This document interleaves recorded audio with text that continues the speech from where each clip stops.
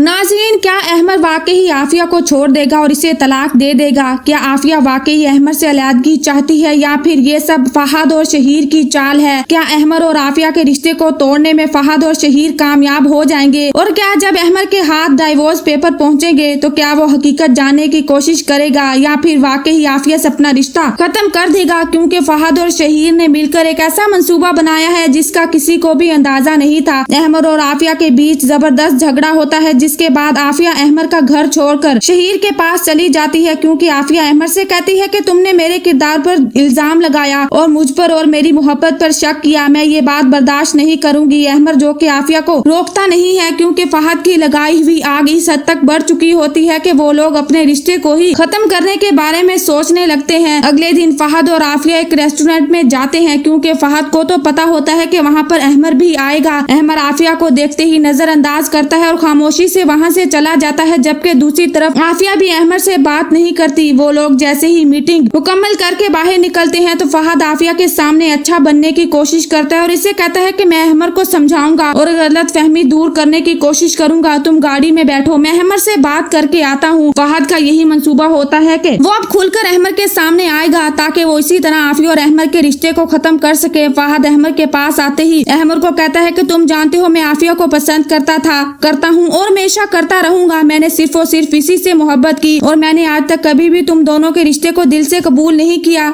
मैं तुम्हें आफिया से दूर कर दूंगा और आफिया को तुमसे छीन लूंगा और बहुत जल्द वो तुम्हें छोड़ देगी और तुमसे तलाक ले लेगी। यही बात सुनकर अहमद का गुस्सा आसमान को छूने लगता है। वो फहद पर हाथ उठा देता है और दोनों के बीच काफी झगड़ा होता है। आफिया जो कि गाड़ी से बाहर निकलती है और आकर इन दोनों के बीच झगड़ा खत्म करवाती है और अहमद को कहती है कि तुम ये रिश्ता कायम रखना ही नहीं चाहते। मुझे तुमसे इस बात की उम्मीद नहीं थी। मुझे लगा था कि तुम बात को समझोगे और मामला ठीक करने की कोशिश करोगे, लेकिन मुझे सब गलत फहमी थी। याद रखना, अब कभी भी मैं तुम्हारे घर लौट कर नहीं आऊंगी, क्योंकि ना तो तुम मुझ पर भरोसा करते हो ना ही तुम्हें मुझसे मोहब्बत है। उल्टा तुमने फहद पर हाथ उठा दिया। अहमद जो कि आफिया के सामने हकीकत लाने की कोशिश करता है, लेकिन आफिया किसी की भी नहीं सुनती। वो फहद को लेकर वहाँ से चली जाती है। फहद जो कि जख्मी हो जाता है। फहद जाते ही शहीर के सामने सब हकीकत बता देता है और कहता है कि आफिया ने एक नहायत गलत इंसान से शादी कर ली। मुझे आफिया से इस बेवकूफी की तवक्को नहीं थी। शहीर जो कि आफिया को कहता है कि मैं तुम्हें ही पहले ही समझा रहा था, तुम गलत लोगों में शादी करने जा रही हो और इसका नतीजा आज तुम्हारे सामने है। अहमद का दिल तुमसे भर चुका है और वो तुमसे जान छुड़ाना चाहता है। इसीलिए मैं चाहता हूँ कि तुम इस बारे में सोचो। आफिया जो कि शहीर की बात नहीं सुनती और खामोशी से कमरे में चली जाती है, जबकि दूसरी तरफ शहीर और फहद दोनों मिलकर एक ऐसा मंसूबा बनाने वाले हैं जिसके जरिए वो आफिया और अहमद के रिश्ते को हमेशा के लिए खत्म करना चाहते हैं। शहीर जो कि डाइवोर्स पेपर बनवाता है जो कि झूठा होता है, वो अहमद के घर भेज देता है और